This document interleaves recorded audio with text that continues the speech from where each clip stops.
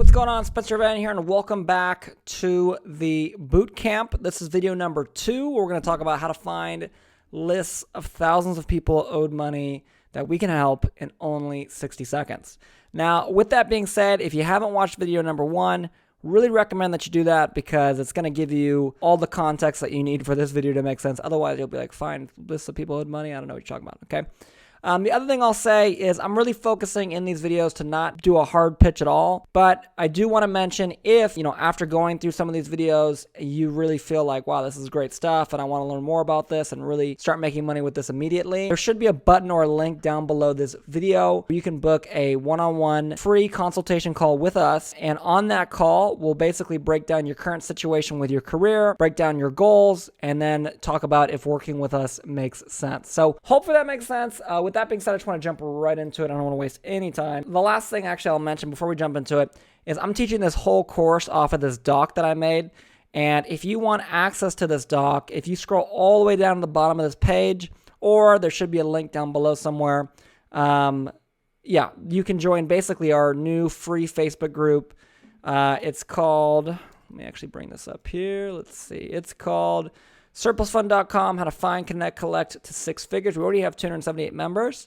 When you join, it'll ask you a couple questions, one of them being, what's your phone number? If you just drop your phone number in there, we'll reach out to you and then just ask for this doc, and we'll make sure that you get it. With that being said, let's jump in to video number 2, Find, which we're talking about how to find lists of thousands of people owed money that we can help in only 60 seconds. So in this video, I'll be covering the following. First, our definition of find as related to the find, connect, collect process. Number 2 is how to pick the area you do deals in. Number 3, how to find lists of people owed money in state funds, mortgage funds, tax funds. And if you're not sure what any of those are, watch video number 1. I talk about the 4-niche framework in that video. And then finally, we're going to teach you how to find a great search site and why this is so important. So what is our definition of find as related to find, connect, collect? Well, number 1, it's important that we all have the same definition. Otherwise, you're not going to know what we're talking about, okay? So our definition of find is the following, okay? An abundance of high-quality people who are owed money and extremely accurate skip trace data so we have the opportunity to connect with them, okay? So in other words, in order to successfully check off find, we need an abundance of high quality people and accurate data, okay? Now, what does high quality mean exactly? Well, it means number 1, that they're owed a lot of money, okay? Finding the right lists. You can go out there and you can help people recover money that's, they're owed $2 if you want to. But the reality is not really worth your time, right? So that's number 1. And number 2 is up-to-date information, okay? Finding the right lists, okay? Making sure that, again, you're not contacting off a list that was made 3 years ago because some of those people might have already recovered their money, okay? So you don't necessarily, need to even focus on those people. And then the third, when we say high quality, is that we can logistically help them. Picking the right area to work. I'll cover this more in the collect section, but you just want to make sure you're working in a good area. Which begs the question of, how do we pick the area that you do deals in? And this is a common area people make mistakes in. And the 3 biggest mistakes are the following. Number 1, spending way too much time figuring this out. Completely unnecessary, guys. It's important. It's not that important, okay? But it's important enough to where you shouldn't completely overlook this either. There's kind of a balance here, okay? And then third is being so dead set on working in one area that you just say, if I can't do it in this area, I'm not going to do it.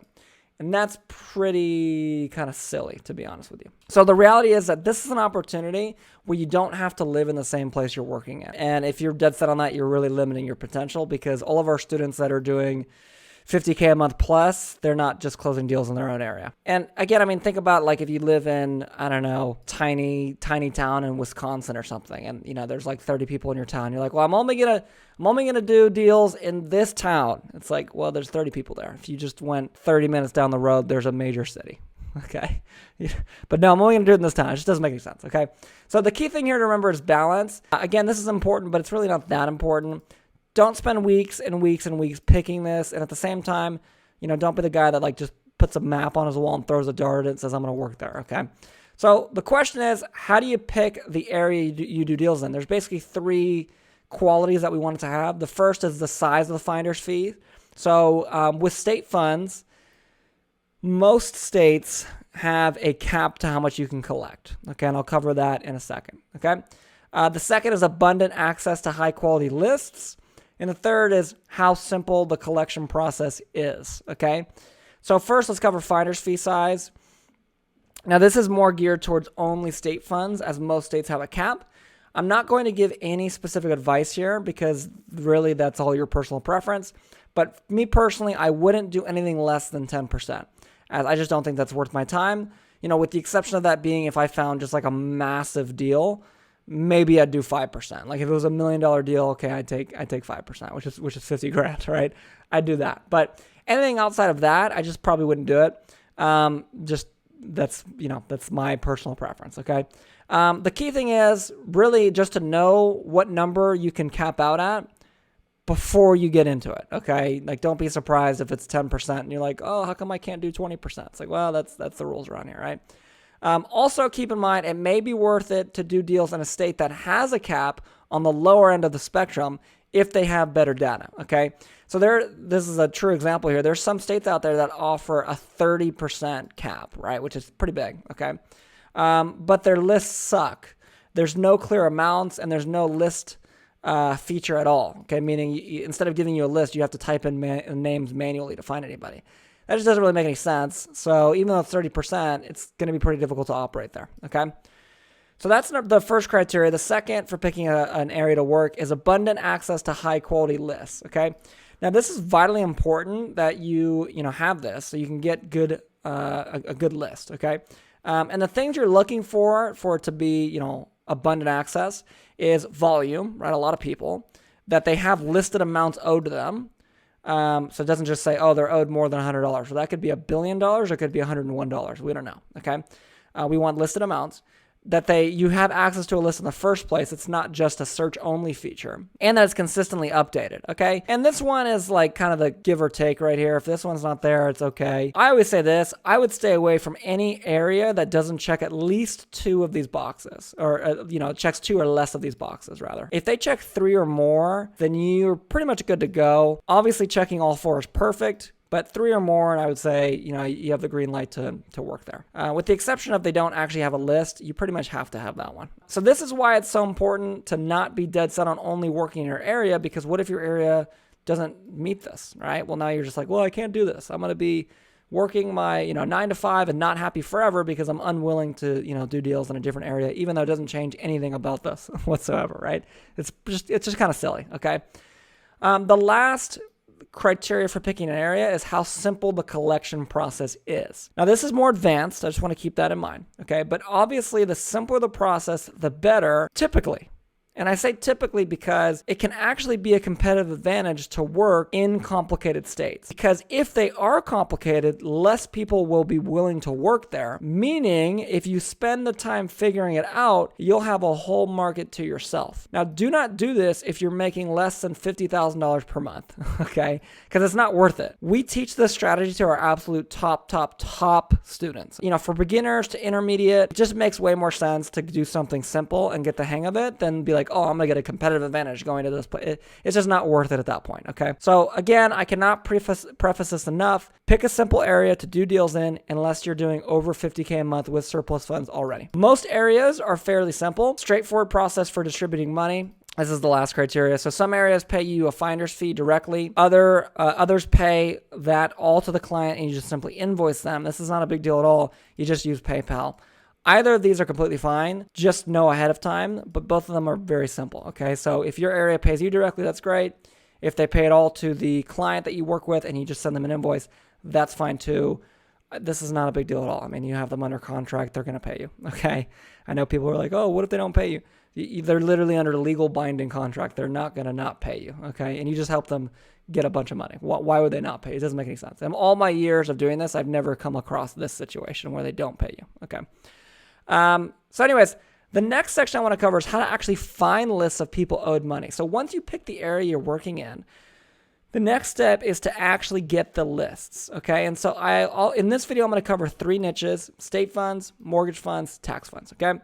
Again, if you aren't aware of what I'm referring to here, please watch the first video in the series and scroll all the way to the section titled 4 Niche Framework, and then I'll explain exactly what all this is, okay?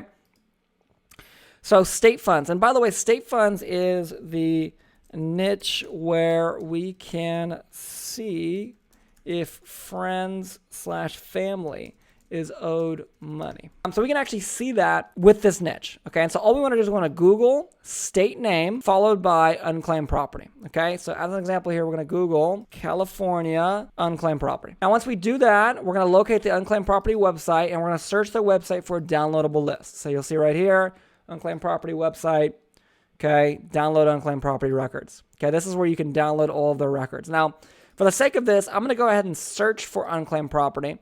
So what you want to do when you search is just type in, someone's name. So for example, I'll type in my mom, and we'll see if she's owed any money. I don't think she is. Or maybe she is. Right here. Boom. So she's owed $87. Okay. Now, is that a lot of money? No, that's not a lot of money at all. Okay. But, is it enough to where I can be like, hey, mom, here's an extra $90. She'd probably be pretty happy about that. Okay. So, look up your friends and family with the search function in your state. I really recommend it. And yourself, for that matter. I've already searched myself. I know that I'm not owed money. But, look it up. See what you can find, okay? Now, when you look this up, there may be a chance that you get some attitude from the people. So let's say you search up their website, you get on there, and you can't find a downloadable list. What you want to do is you just want to call them and ask for it. When you call them and ask for it, they may pretend that they don't do that, okay? Now, there are a few states that truly don't provide lists, but if you picked that area because you know they do, then don't let them tell you otherwise. In other words, I already covered with you guys earlier, hey, you want to pick an area that does provide lists. So you should not be doing an area that doesn't, okay? You should look into that, first. So if you know that they do provide one, and you call and they pretend like they don't, the reason why they're doing this is, the people that work there, without being, a little rude, they, quite frankly, just picture a DMV employee, okay? I'm sure all of you have been in the DMV at one point. They're not going to go above and beyond to find an answer to a question that they don't know. They're just not going to do that. They're not going to sound super joyful and happy. They're probably going to do the bare minimum that they can get paid to do and probably have an attitude doing it, okay? So with that being said, don't expect a lot of help from the people there. They're not really going to do anything for you, okay? They're going to just pretend like they know what they're talking about and act like you're completely lost. And in some cases, act like you're an idiot, which doesn't make any sense whatsoever. Okay.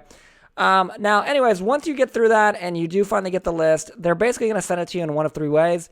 Either just download it directly, they'll email it to you, or they will mail it to you. Okay. And yes, some areas will actually mail you a flash drive or a CD.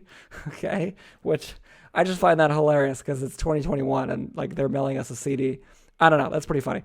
But it just goes to show you, the people that work there are not forward-thinking people, okay? They're not doing everything they can to make sure people have their money, hence why we even exist in the first place, okay? So that's for state funds. Now, for mortgage and tax funds, I actually have an even simpler solution for you. I actually built my own software tool for this. So as part of my programs, I literally pay for you to get free access to this to use for your own. It's called surpluslist.com. I'll actually show it to you real quick here. See, when you log in here, you just come right in. Okay, you can click search. You can click tax or mortgage overage. We'll just do mortgage overage. I live in California, so we'll do that. We'll just put any time frame just to search here. And it'll come up with all these different people that are owed money. You see right here, Sherston Graham is owed $493,000. Robert Smith, $330,000.